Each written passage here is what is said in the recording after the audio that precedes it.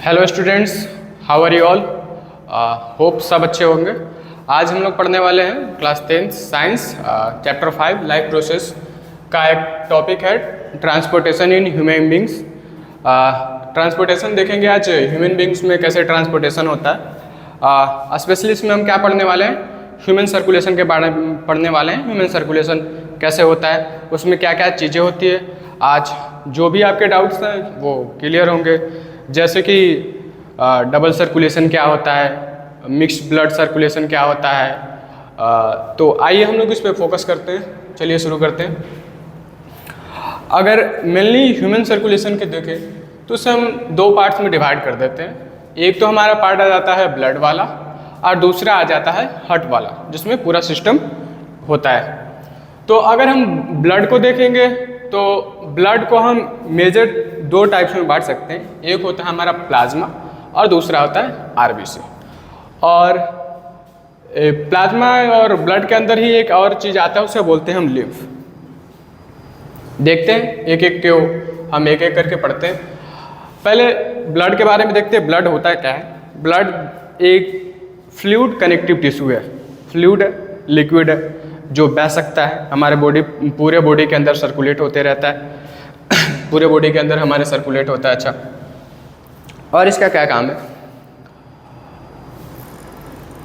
Connective tissue है। Connective tissue को क्यों बोलते हैं इसे हालांकि कनेक्टिव टिश्यू क्यों बोला जाता है, क्योंकि ये पूरे बॉडी के ऑर्गन्स को कनेक्ट करता है। हमारे बॉडी के हर एक पार्ट्स के पास ये जाता है।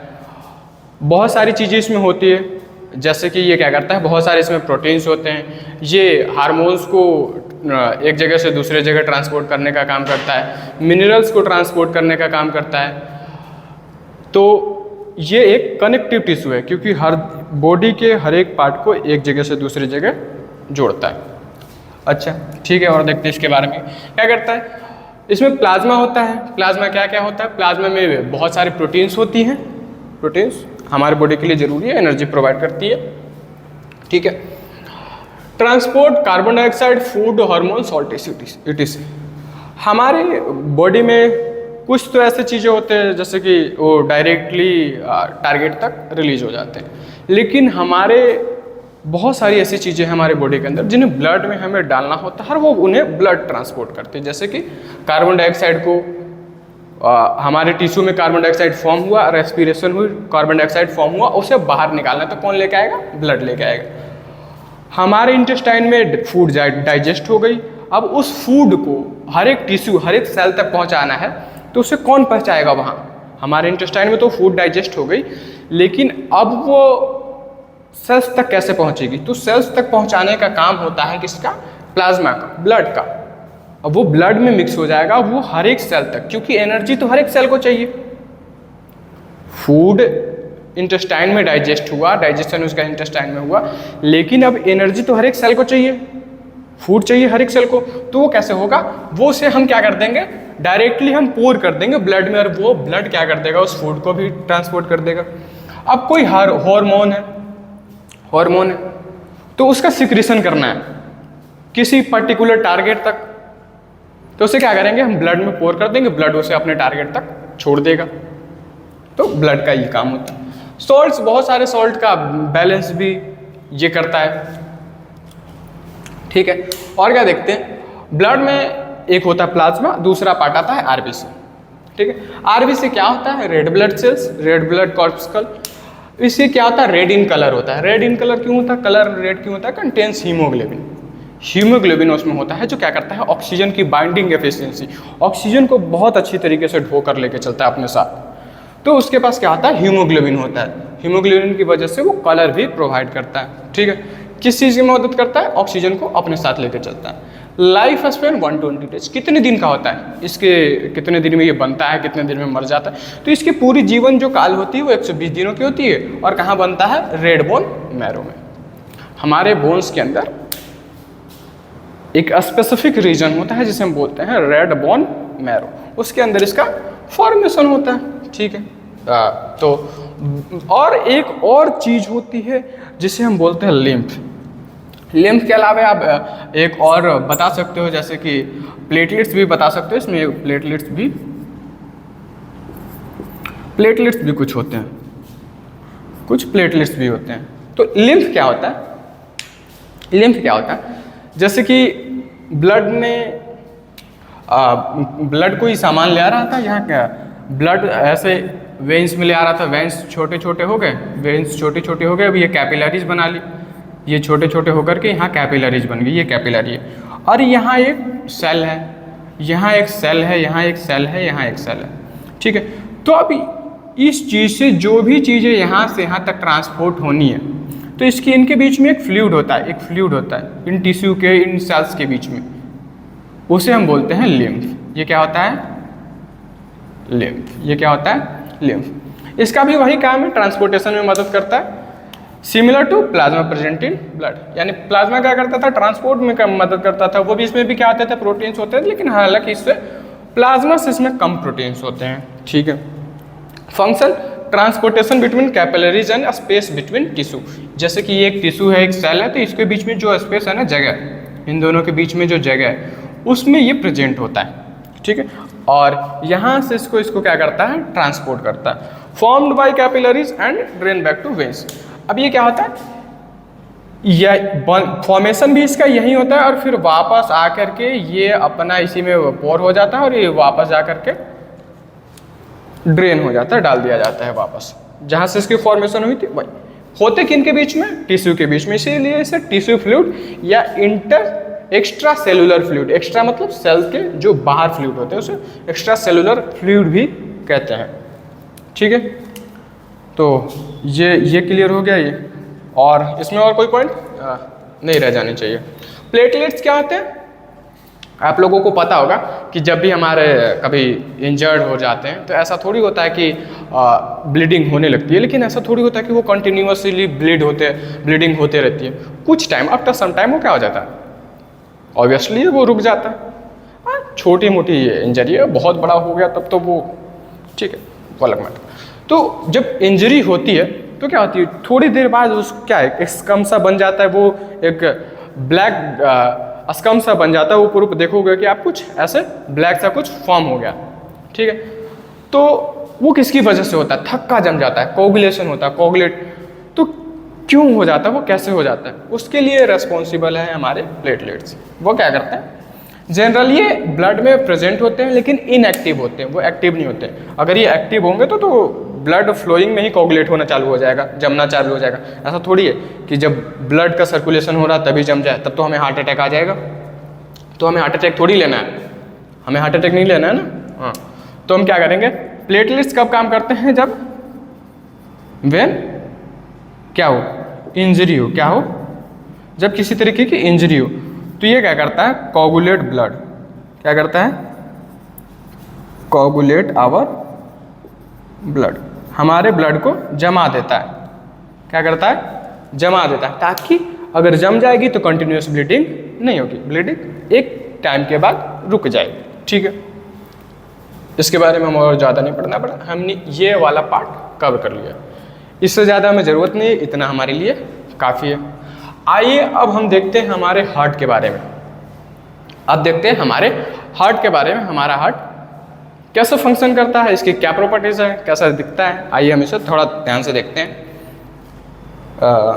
कुछ रफ सा डायग्राम मैंने बना रखा है इसका। ये हमारा ह्यूमन हार्ट है। ह्यूमन हार्ट एक मस्कुलर ऑर्गन है, मसल से बना हुआ है। कितना बड़ा होता है? कितना बड़ा होता है? साइज आवर फिस्ट, ये मुट्ठी है ना, बंद मुट्ठी, हाँ, इसके करीब इतना ही साइज होता है, बस इतना ही साइज होता है, बहुत बड़ा नहीं है, ठीक है। इसमें क्या होता है? Has 4 different chambers for high energy supply. अब हमारे अंदर क्या है कि हम हैं वार्म ब्लडेड ऑर्गन, एनिमल। हम हैं वार्म ब्लडेड एनिमल्स।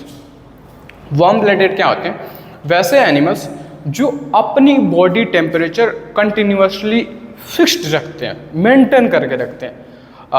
उनकी बॉडी टेम्परेचर, हमारी बॉडी टेम्परेचर जो है वो इन्वायरमेंट पे डिपेंड नहीं करता है। अगर अभी ठंडी है, लेट सपोज अभी तो बहुत गर्मी है, बहुत गर्मी हो रही है यहाँ पे, ठीक है, तो अगर यहाँ ठंडी है तो हमारा ऐसा नहीं होना चाहिए कि हमारा बॉडी भी ठंडा पड़ जाए। या तो गर्मी हो रही है तो हमारा बॉडी भी, अगर यहाँ 55 डिग्री सेल्सियस गर्मी हो चुकी है तो हमारा भी 55 डिग्री सेल्सियस पे चला जाए। हमारा बॉडी एक फिक्स टेम्परेचर अप्रॉक्स 37-38 डिग्री पे बना के रखता है सेल्सियस।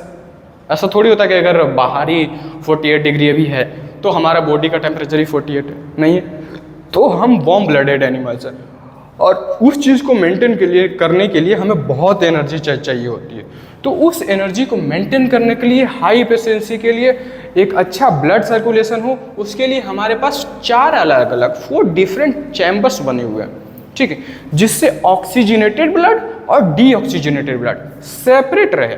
ऐसा नहीं हो कि ऑक्सीजनेटेड भी मिल गया, डीऑक्सीजनेटेड भी मिल गया, तो एनर्जी एफिशिएंसी बहुत कम हो जाएगी, ठीक है। और हम हैं बहुत हाई एनर्जी रिक्वायरमेंट वाले एनिमल्स, हमें बहुत ज़्यादा एनर्जी चाहिए होती है, ठीक है। और किस किस में होता है ये? जनरली मैमल्स में होता है और बर्ड्स में भी होता है। मैमल्स में होता है और बर्ड्स में होता है। 4 चैम्बर डिफरेंट है। 4 चैम्बर में होता है क्या? आपको बेसिक चीज़ें बहुत पहले से पता होगी। 2 एट्रियम होते हैं, 2 एट्रिया होता है, 2 वेंट्रिकल्स होते हैं, ठीक है। 2 एट्रिया होते हैं और 2 वेंट्रिकल्स होते हैं। Atria, right atria, left atria, ठीक है। राइट वेंट्रिकल्स, लेफ्ट वेंट्रिकल, ठीक है। 4 डिफरेंट चैम्बर्स हैं इसके अंदर। आइए हम देखते हैं इन सब का फंक्शन देख लेते हैं कि क्या क्यों है, क्या क्या करता है। देखो, जो राइट एट्रिया है वो receives deoxygenated blood from body parts via capillaries, veins and vena का। इधर ध्यान दो, ये हमारे पास है राइट एट्रिया, ठीक है। राइट एट्रिया क्या करता है? डीऑक्सीजनेटेड ब्लड रिसीव करता है। कैसे रिसीव करता है? लेट सपोज ये हमारा था बॉडी पार्ट, कोई बॉडी का ऑर्गन था, वहाँ से ये इधर से आई थी एट्रिया और इधर फ्यूज हो जाती है कैपिलरी में, छोटे छोटे बन जाते हैं। ये फ्यूज हो जाती है किसमें? कैपिलरीज में। ये बहुत स्मॉलर हो जाता है, बहुत पतला हो जाता है। क्यों पतला होना इन्हें कैपिलरीज को क्यों जरूरी है? क्योंकि ये जितने पतले होंगे उतने अच्छे से डिफ्यूजन हो पाएगा। ब्लड अपने जो भी प्रोटीन्स है, फूड है, ऑक्सीजन है, इनका ट्रांसपोर्टेशन आसानी से कर पाएगा। जितना थिन मेम्ब्रेन होगा उतनी ट्रांसपोर्टेशन आसानी से होगी। तो ये कैपिलरीज क्या होते हैं? बहुत ही थिन होते हैं, ठीक है। तो ये यहाँ से इनका कोई भी चीज़ का ट्रांसपोर्टेशन हो। सो लेट्स सपोज इधर से ऑक्सीजन आ जाए, इधर से ऑक्सीजन आ जाए और इधर से कार्बन डाइऑक्साइड बाहर चला जाए, ठीक है। तो ये ऑक्सीजन आया, कार्बन डाइऑक्साइड बाहर गया, तो ये हो गई अब डीऑक्सीजनेटेड ब्लड। बॉडी से ये क्या हो गया? Deoxygenated blood. तो ये थी कैपिलरीज, फिर ये पहले थी आर्टरी, लेकिन अभी हो गई वेंस। तो वेंस बन गई। अब ये वेंस से कहाँ जाएगा? ये जो सबसे बड़ी होती है इसे बोलते हैं वेना कावा। ये क्या है? सबसे बड़ी वेन को क्या बोलते हैं? Vena cava. तो ये वेना कावा, ठीक है। पहले capillary, body part capillary, capillary से वेंस, वेंस से वेना कावा, वेना कावा से डीऑक्सीजनेटेड ब्लड कहाँ गया हमारे पास? डीऑक्सीजनेटेड ब्लड हमारे पास कहाँ गया? राइट एट्रियम में, ठीक है। राइट एट्रियम में पहुँच गए। तो राइट एट्रियम का आपको फंक्शन पता चल गया, ठीक है। राइट एट्रियम के बारे में पता चल गया।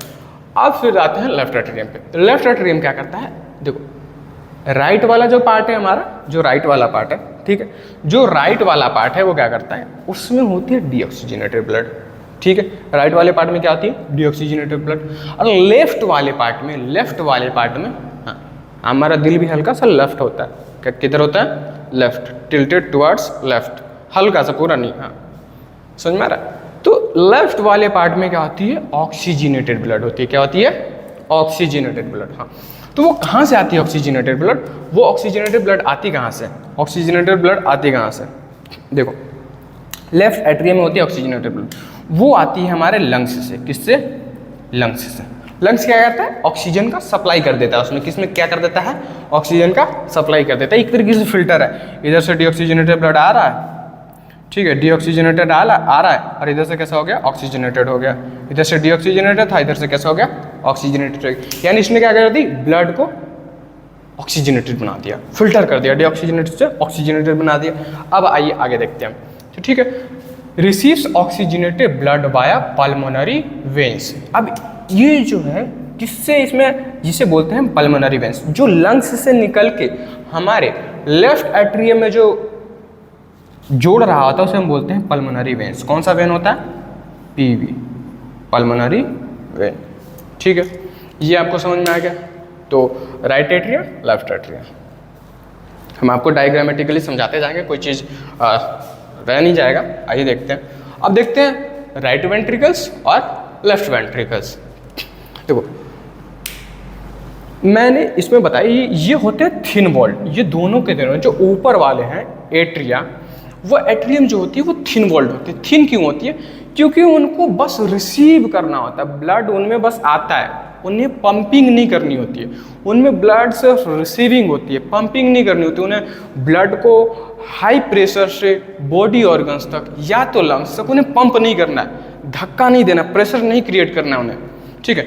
तो जो सब प्रेशर क्रिएट करना था, जैसे कि मैंने ये डायग्राम में बनाया, तो ये थिन है, लेकिन ये नीचे वाले क्या है, थिक है। तो ऊपर वाले तो दो एट्रिया हैं, लेकिन नीचे वाला जो वेंट्रिकल्स हैं वो थिक होते हैं, उनकी वॉल्स जो होती है, दीवारें होती है, वो थिक होती है। क्यों होती है? उनमें होती है कॉन्ट्रैक्शन, उनमें क्या होती है, कॉन्ट्रैक्शन। उन्हें प्रेशर जनरेट करना होता है ताकि धक्के से ब्लड हमारे पूरी बॉडी ऑर्गन तक सर्कुलेट कर जाए, ठीक है। तो ये क्या होते हैं, ये होते हैं थिन ऊपर वाले, क्योंकि इन्हें बस बॉडी ऑर्गन से ब्लड, जो ब्लड आ रहा था बॉडी ऑर्गन से, उन्हें सिर्फ रिसीव करना है, ब्लड आया, ठीक है, इन्हें रिसीव करना है। लेकिन जो लोअर पार्ट है, लेकिन ये जो लोअर पार्ट है, इसे क्या करना है, लेकिन इसे लोअर पार्ट को क्या करना है, धक्का देना है।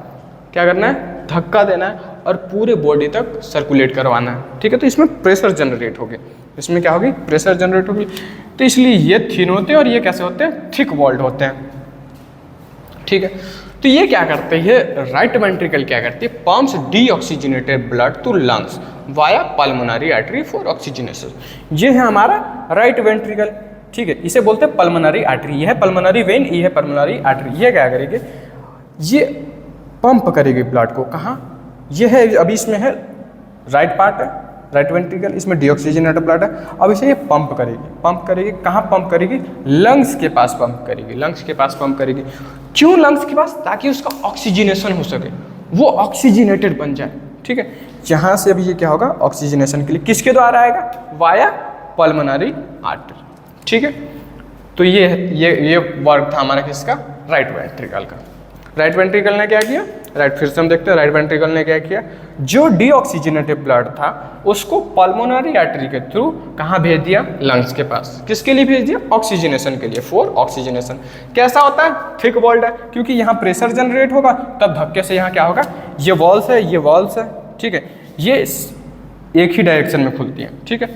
तो ये क्या होगी, धक्के से ये खुलेंगी और यहाँ ब्लड चला जाएगा, ठीक है। ये प्रेशर क्रिएट होगा, ये वॉल खुलेगा, ये बंद रहेंगी, ठीक है, ये क्या हो जाएगा, ये ऊपर ऐसे बंद हो जाएगा, ठीक है। तो ये वॉल्स खुलेंगी और ये धक्के से इधर जाएगा ब्लड, ठीक है, ये समझ में आ गया। अब देखते हैं लेफ्ट वेंट्रिकल का काम क्या होता है। लेफ्ट वेंट्रिकल का काम होता है, लेफ्ट वेंट्रिकल का pumps blood to whole body parts via aorta, ठीक है। हमारे बॉडी के हर एक ऑर्गन तक ब्लड एफिशिएंटली, बिल्कुल अच्छी मात्रा में पहुंच पाए, वो किसकी रिस्पॉन्सिबिलिटी है, लेफ्ट वेंट्रिकल की। किसकी, लेफ्ट वेंट्रिकल की। हाँ, तो लेफ्ट वेंट्रिकल की क्या रिस्पॉन्सिबिलिटी है, ये है, यहाँ पे है हमारे पास ऑक्सीजनेटेड ब्लड, क्या है, O2 ब्लड, ऑक्सीजनेटेड ब्लड है, ठीक है। कहाँ से आया ये ऑक्सीजनेटेड ब्लड, मैं अभी आपको एक सर्कुलेशन का पूरा सिस्टम बता दूंगा कैसे होता है, ठीक है।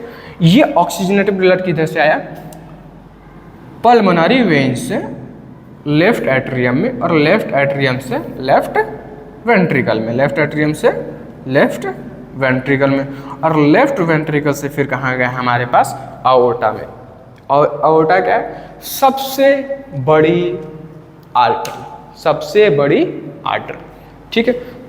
आर्टरी और वेन्स में आपको डिफरेंस पता है ना, बेसिक डिफरेंस मैं बता देता हूँ, आर्टरी और वेन्स क्या होती है, आर्टरी और वेन्स क्या होते हैं, मैं बेसिक डिफरेंस बता देता हूँ, ठीक है।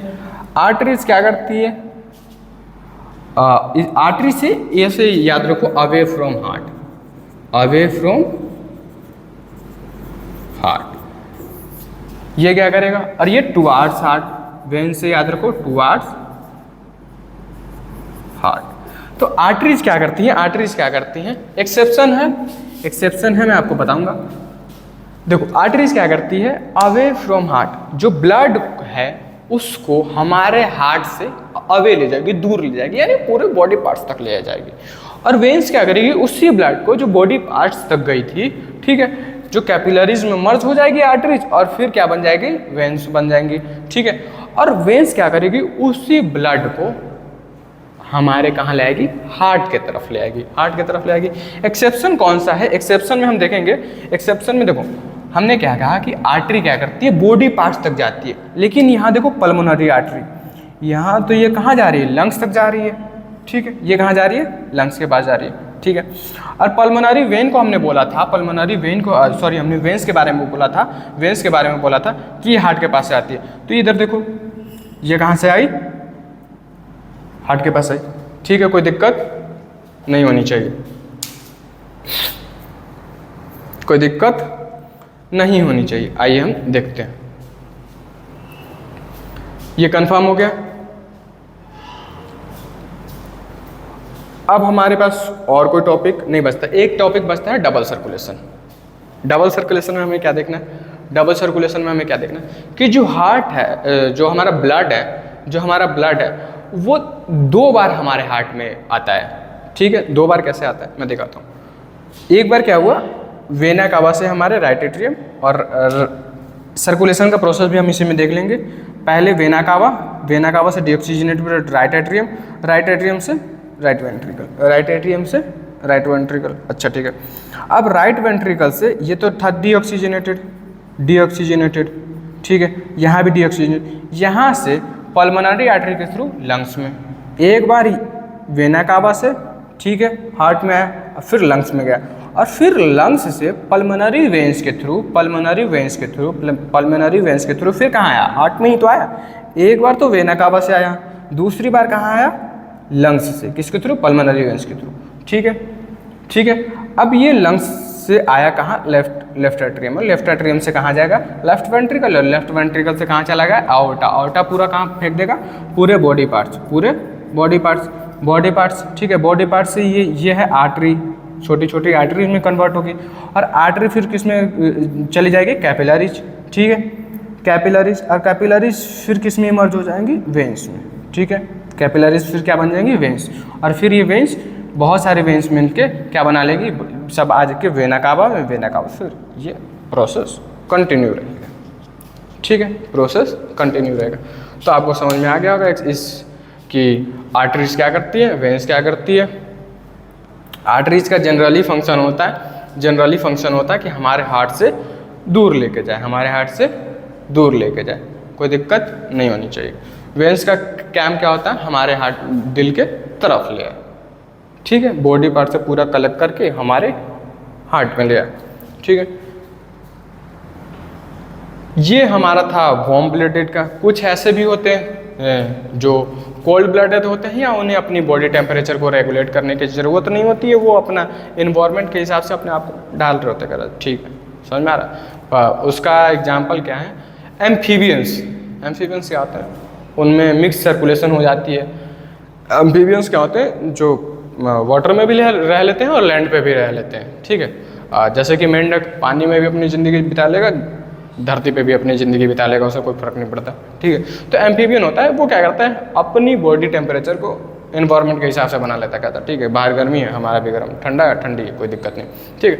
तो उन्हें इतनी एफिशिएंट सर्कुलेशन की ज़रूरत नहीं होती, जिसकी वजह से उनका बॉडी भी क्या होता है, जो उनका हार्ट भी क्या होता है, वो उतना बढ़िया डेवलप नहीं हो पाता, यानी उनमें उतने चैम्बर्स नहीं होते। तो जो एम्फीबियंस है उसमें 3 चैम्बर होता है। एम्फीबियंस में कितना होता है, एम्फीबियंस में हार्ट कैसा होता है, 3 चैम्बर, किसमें, एम्फीबियन, ठीक है। और फिशेस में तो और भी कम होता है, फिशेस में तो बस 2 ही चैम्बर्स होते हैं, फिशेस में तो बस 2 ही चैम्बर होता है, ठीक है,